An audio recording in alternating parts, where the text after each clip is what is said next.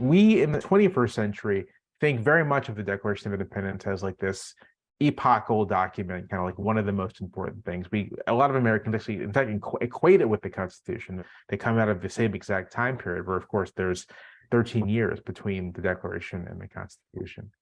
But Americans prior to the Civil War didn't really think about the Declaration like that. The Declaration was important, right? It was an important document, but it was the Constitution that was the document around which American politics revolved.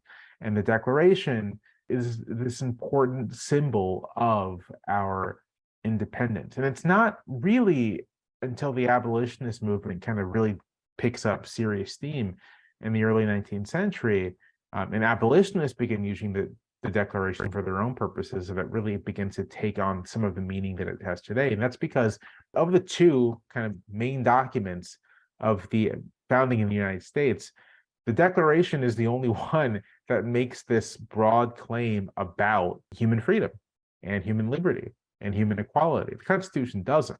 You can certainly read into the Constitution an anti-slavery purpose, but that takes a little work. You got to work at it. But the Declaration says from the jump, we hold these truths to be self-evident, et cetera, et cetera. Abolitionists take the Declaration, they use it for their own purposes. They use it to articulate a narrative of the United States as being rooted in human freedom and basic human equality. And Lincoln in particular does make this sort of part of the center of his anti-slavery political appeal in the 1850s, especially as he's sort of making his way to the top of national politics. Lincoln is saying that this is the basis for our government. This is the basis for our country. And that renders it incompatible with slavery. And even if we're not going to abolish slavery immediately, even if we're just looking to the eventual extinction of slavery, it is simply the case that the freedom articulated in this document cannot coexist with slavery, and slavery has to go at some point. I think for Douglass, the Declaration does help him link himself up with the founders and think about the founders in more expansive terms, along with this view of the Constitution as a charter for liberty, allows him to repurpose the founders, the framers, not as sort of defenders of the status quo, but people whose aspirations were for freedom, whose aspirations were for a society free of slavery.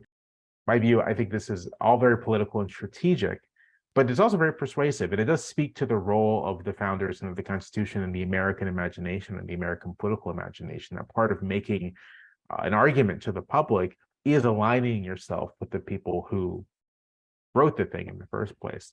But yeah, it's striking how it's through the Civil War, and you see this in the Gettysburg Address, especially in Lincoln's Gettysburg Address, where the Declaration really does become kind of the central document, that it is the thing that represents what the United States is. And that is because of its association with the anti-slavery struggle, of its use as a weapon against slavery, an ideological weapon against slavery, and how the anti-slavery crusade very quickly becomes part of the war for union.